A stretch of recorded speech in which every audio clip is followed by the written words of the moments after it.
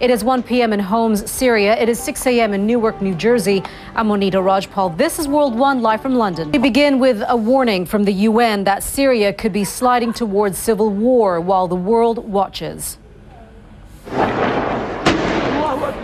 The UN's human rights chief, Navi Pillay, says the international community's failure to take action is encouraging President Bashar al-Assad's regime to step up attacks like this. High Commissioner for Human Rights told delegates in New York, quote, the failure of the Security Council to agree on firm collective action appears to have emboldened the Syrian government to launch an all-out assault in an effort to crush dissent. And she says things will only get worse the longer the world takes to act. I am outraged by these serious violations. Well, opposition groups say 30 people were killed in attacks by security forces on Monday, mainly in Homs and Idlib. CNN's Arwa Damon is now reporting from inside Syria. She's one of only a small number of overseas journalists working in the country. For her safety, we are not revealing her exact location. Earlier, Arwa told us how Syrians have been coping with the violence. It's an incredibly intense situation here, and it's also... Arwa Damon reporting there. Well, throughout the upheaval in Syria, President Bashar al-Assad's government has said armed terrorist gangs are responsible for the violence, and despite overwhelming evidence that civilians, among them children, are the ones getting swept up in the carnage, it blames the opposition for the bloodshed. Bill Neely reports now from Damascus. It's the music they fear. Bill Neely reporting there. We want to bring you a CNN exclusive now on the efforts to start peace talks with the Afghan Taliban. CNN has received an email direct from the Taliban in which they say they've no intention of talking to the Afghan government or its president Hamid Karzai because they see them as, quote, a puppet of the United States and lacking authority. Taliban spokesman Zabiullah Mujahid says the group wants to speak directly to the U.S. and states for the first time that what he calls trust-building meetings have taken place with U.S. representatives. CNN's Nick Payton-Walsh joins us now from Beirut with more on this communique and this email. What strikes you as the most stark information that he's revealed? Well, this really is a potentially fatal blow to effort. Whitney Huston has made her final journey home. The pop star's body is now in New Jersey as preparations for her funeral get underway. Crowds gathered as a hearse took her from the airport to a funeral home in Newark, where her mother was waiting.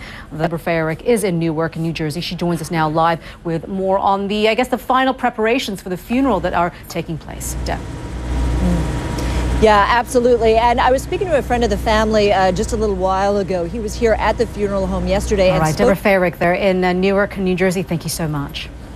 You're watching World One, live from London. The man set to be China's next leader will meet with U.S. President Barack Obama today. Vice President more from CNN's Dan Lothian, who joins us now from the White House. Dan, it's a very important relationship that Beijing and Washington have, a very important business relationship, but they are far apart when it comes to politics. Which do you think will tip the balance on this trip?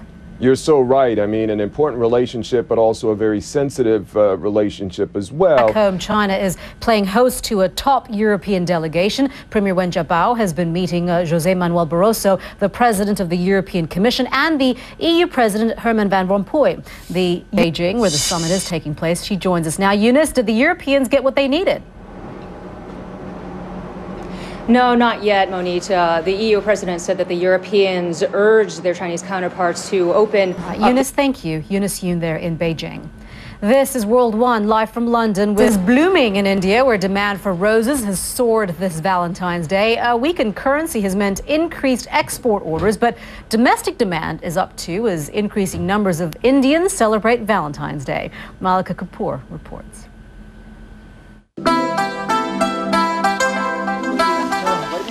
Well, we want to look at the price tag and take a look at Valentine's Day by the numbers, courtesy of Time magazine. $126. That's the average amount per person Americans will spend on the holiday this year. That's up 8.5% over last year. That's according to the National Retail Federation. Then 220,000. That's the average number of wedding proposals on Valentine's Day, about 10% of the total proposals for the year. And the next number we've got for you is 8 billion. That's the number of sweethearts, candy conversation hearts manufactured every year. That's apparently a Valentine's favorite.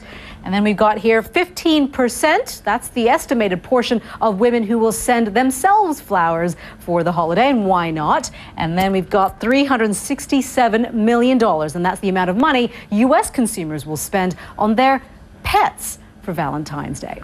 Now, here's another way to make an impression on your sweetheart for Valentine's Day. Apples bearing expressions of love. It's all the rage in parts of eastern China. Farmers there cover the apples with patterns as they grow, causing some parts to remain pale as the other parts turn red. It's a lot of work, a lot more work than buying a box of chocolates, but perhaps a bit better for you in the long run. You are watching World One live from London. Syria's crackdown on dissent has left thousands dead and many more homeless and desperate for food and basic supplies. International Red Cross and Red Crescent workers are now distributing some aid in the hard-hit city of Homs and elsewhere. For more on the aid situation, we're joined on the phone by Saleh Debake. He's with the International Committee of the Red Cross in Damascus. Sir, thank you very much for being with us.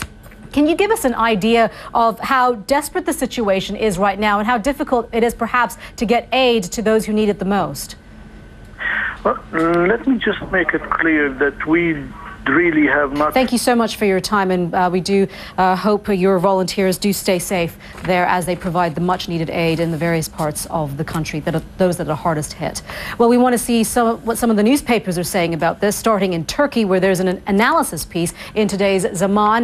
This is the headline: Reasons for Russia's Current Syria Policy and the Likelihood of Change. The article says the Kremlin cannot be so naive as to believe that the Syrian administration has good intentions. Is it determined to protect its major ally in the Middle East to the end?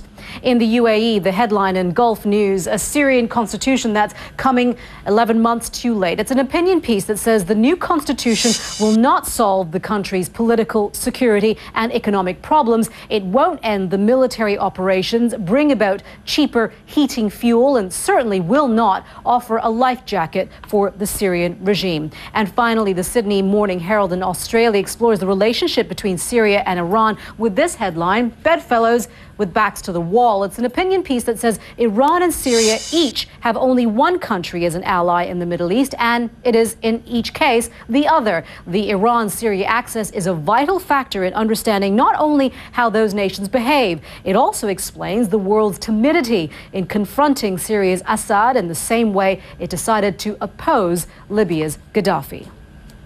India has vowed to find those responsible for an attack on an Israeli diplomatic car in New Delhi on Monday. The wife of an Israeli diplomat is in critical but stable condition after her embassy van exploded. Flower joins us now with more on that. And is there any more evidence that Israel can provide that Iran is responsible?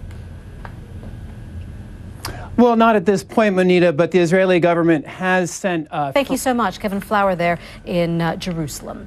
Now, in some cases, the only way to prevent a bombing is to find the explosive before it detonates. It's a dangerous and difficult task, but bomb clearance experts in Colombia have discovered trained rats can be a powerful tool. CNN's Rafael Romo has that story.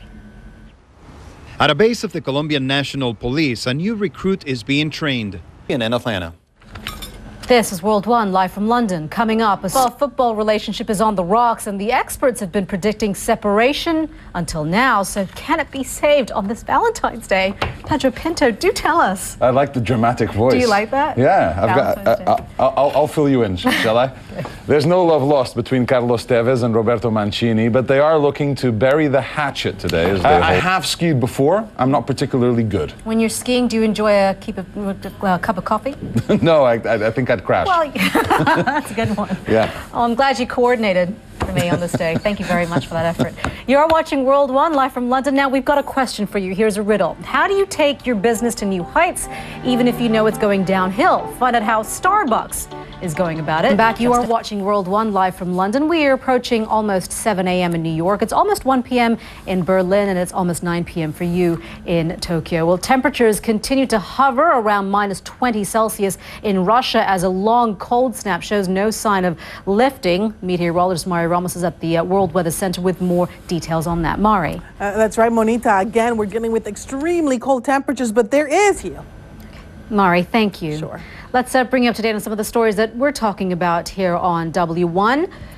Did your husband forget Valentine's Day? Will you spend February 14th waiting for flowers that just never come? Well, for some people, it seems the immediate reaction to disappointment, and that's to cheat. A dating website for married people says, the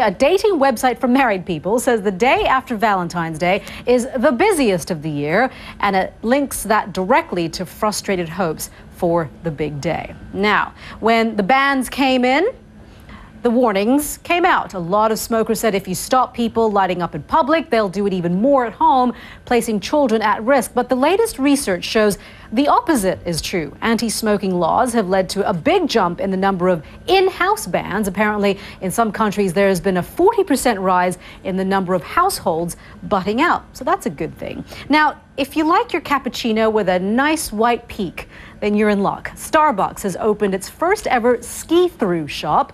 That's right, ski-through. Skiers in Squaw Valley, California no longer have to pick up their skis to grab a coffee or hot chocolate. You can expect to see people swooshing down the piste with poles in one hand and a Starbucks in the other.